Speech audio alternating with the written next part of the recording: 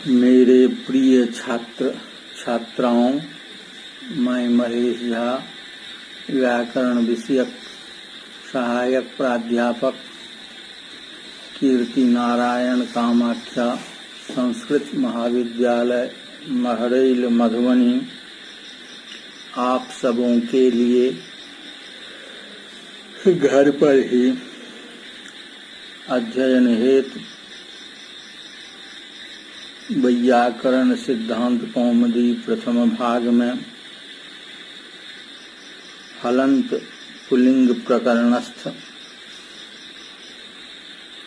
इदम शब्द के सभी विभक्तियों में सिद्धि प्रक्रिया विषयक पाठ का द्वितीय भाग प्रस्तुत कर रहा हूँ। प्रथम भाग में इदम शब्द के तृतीया द्विवचन पर्यंत जानकारी प्रस्तुत की गई। इस भाग में उससे आगे अर्थात इदम शब्द के तृतीया बहुवचन से पाठ प्रारंभ किया जा रहा है। इदम शब्द से तृतीया बहुवचन में इदभ्भिश, इस स्थिति में केदादी नाम से अत्व अतो गुणे से पररूप हलिलोप से इद भाग का लोप होने पर अभिस, इस स्थिति में अतोभिस ऐस सूत्र की प्राप्ति होती है। किंतु नेद मद सोर को इस सूत्र से ऐस का निषेध होता है। बहुवचन झल्येत सूत्र से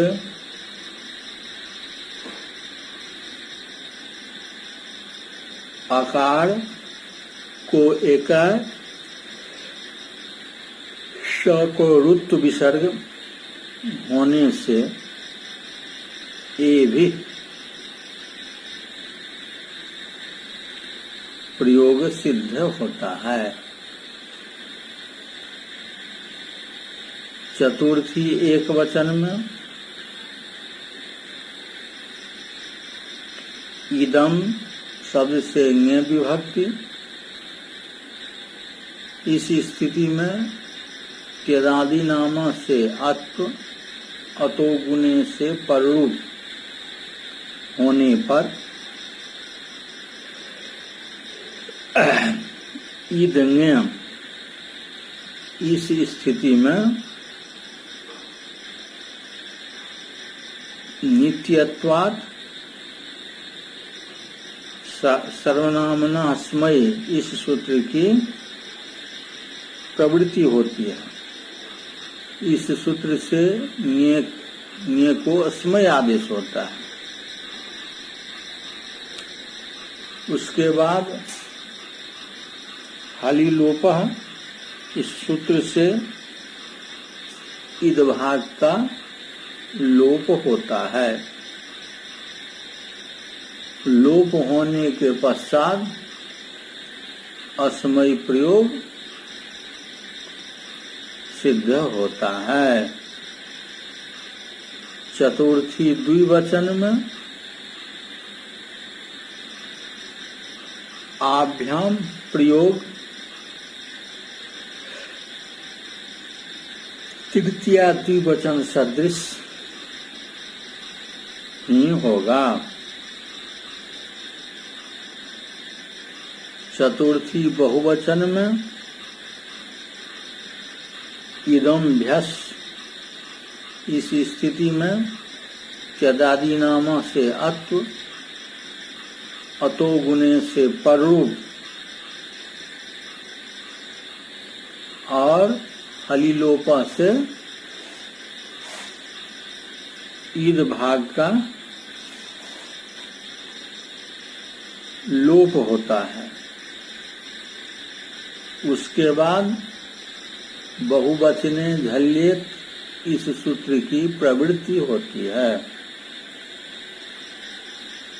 इस सूत्र से आकार को एकार होता है। उसके बाद स का रुत विसर्ग होने पर एभ्यः प्रयोग सिद्ध होता है।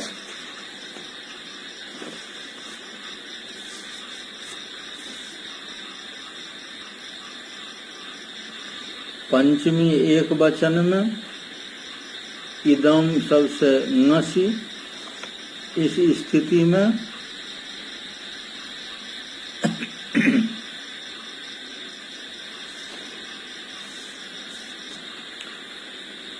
तेदारी नामा, इस सूत्र की प्रवृत्ति होती है। इस सूत्र से अत्व, अतो गुणे से पररूप एवं हलिलोप से ईद भाग का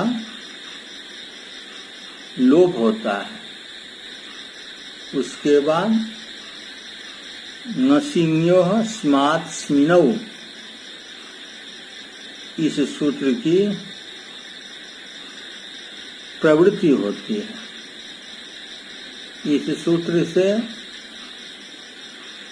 नसी को अस्मात् आदेश होने पर अस्मात् प्रयोग सिद्ध होता है। द्विवचन एवं बहुवचन में, द्विवचन एवं बहुवचन में पूर्वत प्रयोग सिद्ध होंगे। षष्ठी एक वचन में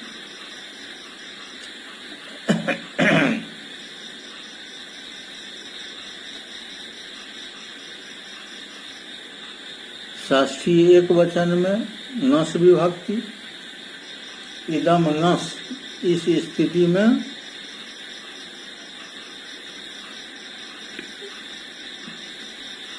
त्यदादि नाम से अत्व, अतो गुणे से पररूप,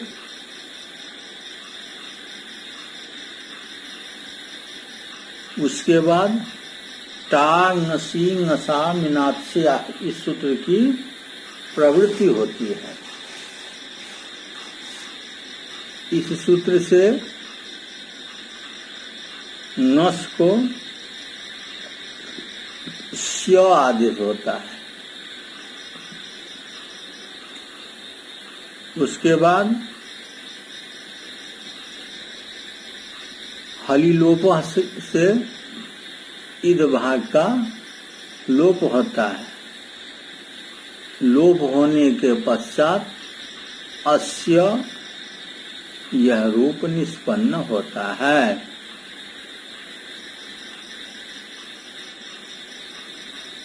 उसके बाद षष्ठी द्विवचन में इदम ओस,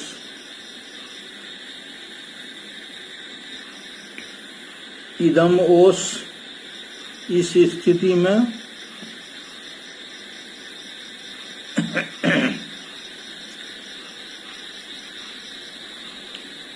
पहले त्यदादि नामा इस सूत्र से अतो होता है। उसके बाद अतो गुणे से पररूप होता है। पुनश्च अनाप्य का सूत्र से ईद को अन आदेश होता है। अन आदेश होने के पश्चात ओ सिचा सूत्र से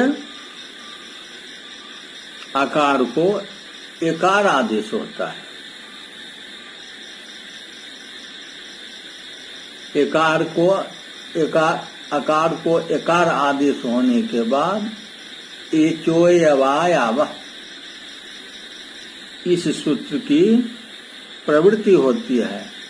इस सूत्र से आय आदेश होता है।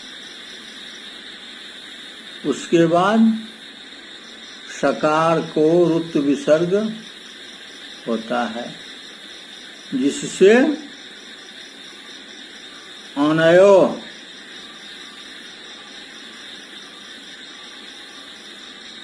यह प्रयोग सिद्ध होता है।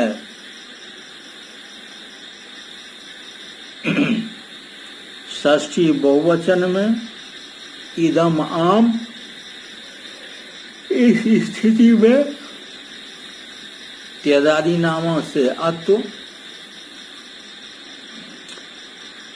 अतो गुणे से पररूप, आम सर्वनामना सुट, इस सूत्र से सुट का आगम होता है।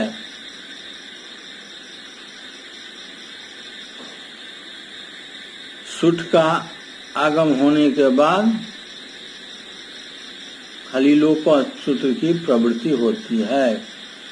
हलिलोपा सूत्र से इद भाग का लोप हो जाता है। उसके बाद वो बहुवचने झल्य इस सूत्र की प्रवृत्ति होती है। इस सूत्र से अकार को एकार होता है। उसके बाद आदेशा प्रत्यय इस सूत्र की प्रवृत्ति होती है। इस सूत्र से दंती स को मूर्धन्य स होता है। उसके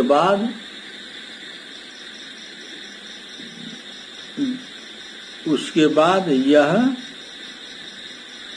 एसाम प्रयोग निष्पन्न होता है।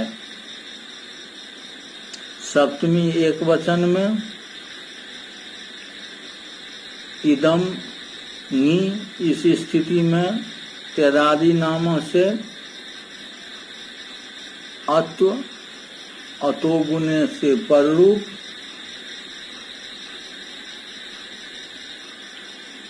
नसिंयो स्मात्स्मिनौ, इस सूत्र की प्रवृत्ति होती है। इस सूत्र से नी को अस्मिन आदेश होता है। उसके बाद हलिलोपा से इद भाग का लोप हो जाता है और अस्मिन यह प्रयोग सिद्ध होता है। सप्तमी बहुवचन में इदम सुप त्यदादि नाम, इस सूत्र से अत्व, अतो गुणे से पररूप और सुप में पकार की संज्ञा लोप, हलिलोपा से इद भाग का लोप एवं आकार को एकार और सकार को मूर्धन्य स अर्थात दंत स को मूर्धन्य स होने पर येसु यह प्रयोग निष्पन्न होता है। इसके साथ ही अव्यय सर्वनामना मकच प्राक्टे, इस सूत्र से अकच प्रत्यय होने पर अयकम, इमकौ,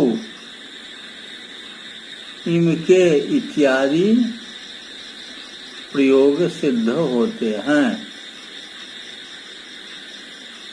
अन्वादेश में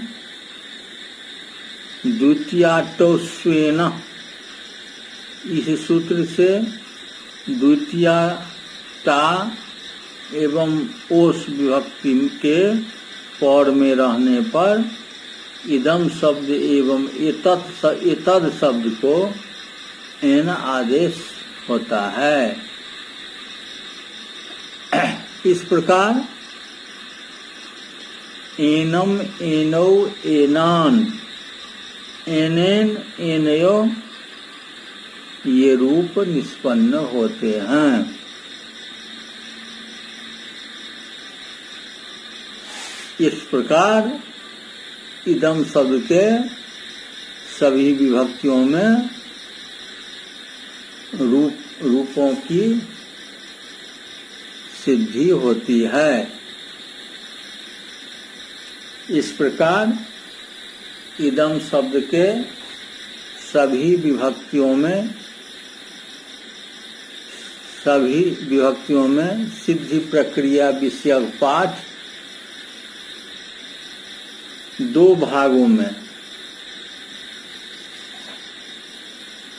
संपन्न हुआ। इसी के साथ यह पाठ अब